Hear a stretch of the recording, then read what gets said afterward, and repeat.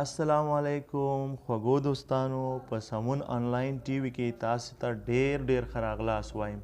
عبدالقهار مومند یم او تاسو ته د انګلیسي ژبې د ګرامر لیکچر وړاندې کوم. نو دوستانو چې تاسو زموږ کومه تعلیمي ویډیو ګورئ تاسو باید ځان سره قلم او کتابچه هم ولرئ. مخکې تر دې چې خپل درس باندې پیل وکړو تاسو نه یو کوچنۍ هیله لرو چې تاسې د سمون آنلاین ټي وي فیسبوک پاڼه لایک او همدا شان زموږ د یوټیوب چینل هم سبسکرایب کړئ تر څو نورې ښکلې او په زړه پورې ویډیوګانې تاسو ته په اسانۍ سره در ورسي. نو پیل کوو د نن ورځې په لوست باندې. هیلو فرینډز ویلکم ټو فری ګرامر لیسنز. د ګرامر ویډیا زده کړو ته بیا هم ښه راغلاست. نن به پارټس آف سپیچ باندې غږیږو. وټ از پارټس آف سپیچ؟ د کلام اجزاوې څه شی دی؟ ټایپس آف پارټس آف سپیچ او د دې ډولونه او همدا شان ایکسرسایز یا پریکټیکل عملی کار به هم کوو چې دا د ابتدایي او عالي زده کوونکو لپاره ډیره پیدا او ګټه رسوي. دا ویډیو تاسې تر پای وګورئ او له دې ویډیو څخه به ډیر څه زده کوئ. راځئ چې نیغ په نیغه درس ته ورشو. لیټس ګیټ سټارټډ. Parts of speech. The classification of the words according to their function is called parts of speech. د کلمو د کارونې ډلبندۍ ته د کلام اجزاوې وایي. د پښتو او انګلیسي تعریف تاسې دا ځان سره په خپلو کتابچو کې ولیکئ. لږ څه نوره رڼا هم په parts of speech اچو. Every sentence is made up group of words, different types based on usage. هر یو جمله د مختلفو کلمو نه جوړه شوې وي چې د استعمال پورې اړه لري. په دغه مثال کې تاسې وګورئ روخان is a good boy. دلته وګورئ روخان is a good boy. دا جمله د څو کلمو څخه جوړه شوې؟ د 5 کلمو څخه جوړه شوې.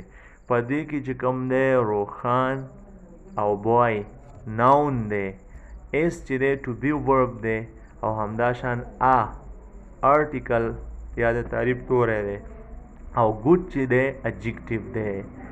نو دغه ډلبندي چې کوم ده دې ته parts of speech یا د کلام اجزاوې وایي. موږ به راځو ټایپس ته. د کلام د اجزاو چې کومه ډلبندي ده موږ به په بېلابېلو پارټسونو باندې رڼا اچوو. ټایپس یا ډولونو ته یې راځو.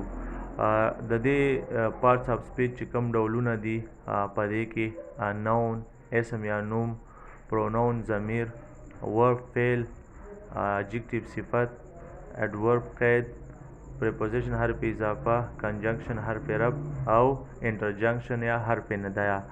8 ډولونه لري. لومړی به موږ نون ډسکس کوو چې what is noun. نون څه ته وایي؟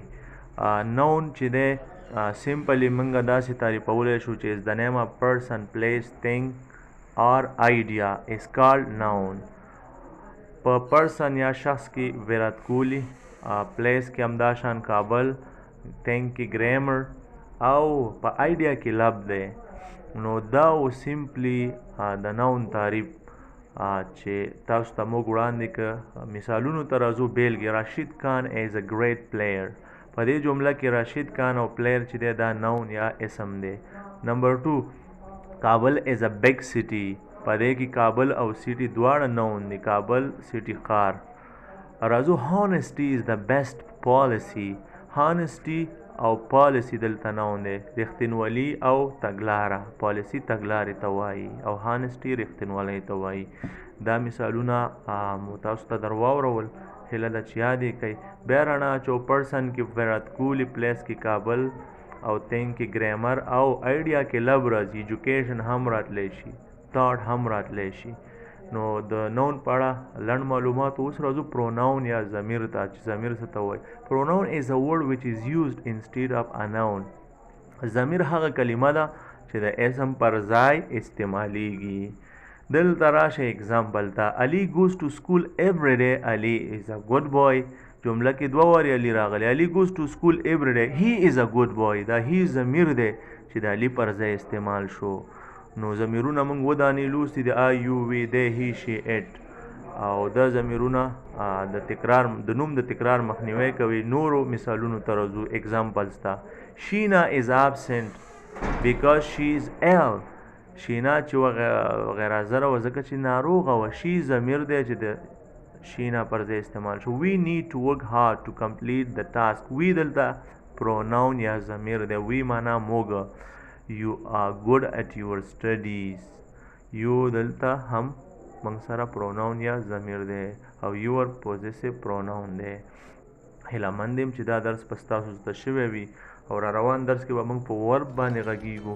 خو تاسې زموږ ملتیا وکړئ او زموږ پر فیسبوک پاڼه لایک او همداشان د سمون آنلاین ټي وي یوټیوب چینل هم سبسکرایب کړئ.